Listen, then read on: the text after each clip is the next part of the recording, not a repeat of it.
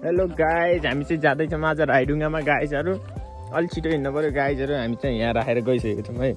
ल उहाँ चाहिँ हिँडिसक्नु भएको छ, हिँडाइ चाहिँ अलि लामा लामा पाइतला गरेर हिँडिसक्नु भएको छ। ल हात पनि हल्लाउनु भएको छ, बाटो चाहिँ अलिक कच्ची रहेछ। उहाँले एकचोटि हाँसिदिनु भयो। ल खुट्टामा हात राखेर हिँडिदिनु भयो है गाइजहरू। तपाईँहरूलाई यस्तो बवाल आज राइडुङ्गा देखाउँदैछौँ गाइजहरू।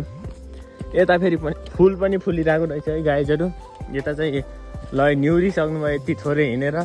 ल लचक्क हिँड्नु भयो है। ल है गाइज, ल हाँसिसक्नु भयो गाइजहरू। ल केही मिनटमा हामी खतरा एउटा ढुङ्गामाथि बनेको मन्दिरमा पुग्नेछौँ गाइजहरू। ल है हेर्दै गर्नु होला, भल्लको अन्तिमसम्म जोडिनु होला गाइजहरू। दैलेख जिल्लाका सबैभन्दा उत्कृष्ट ठाउँ हो, सबैभन्दा बेस्ट। कहीँ देख्नुभएको छैन होला तपाईँले यस्तो ढुङ्गामाथि मन्दिर गाइजहरू। सगरमाथा 848 किलोमिटर अग्लोमा रहेको छ भने यो 8333 किलोमिटर। ल है गाइज, जोडिराख्नुहोस् है गाइज अन्तिमसम्म। तपाईँहरूलाई फाइनल्ली देखाउँछौँ गाइजहरू। ल है गाइज, लास्टै सास फुलिसकेको छ। यो अलि खोर रहेछ, बाख्राको खोर। यहाँ चाहिँ अलि मन्दिरको यता चाहिँ यो भैँसी पाल्ने जस्तो रहेछ। यहाँ चाहिँ अमिलो पनि फलिसकेको छ गाइजहरू। अलि यसको नाम तपाईँहरूलाई थाहा छैन भने चुकिलो हुन्छ। यो चुकिलो भन्ने यसलाई के भन्छ अरे? मुख अमि सुन्तलाई के अरे? यो भोगाटे भोगाटे है गाइजहरू। यता धेरै दाना फलिसकेको छ गाइजहरू। यस्तो छ है गाइजहरू। के अरे भोगाटे सुन्तला है कि एउटा गीत चलेको नि। खै के हो यार, त्यो कमेन्ट गरिदिनुहोस् गाइजहरू। ल एउटा यहाँको बाजे बजे पनि लास्टै भाइरल हुनुहुन्छ गाइज, तपाईँहरूले देख्नुभएको छैन है।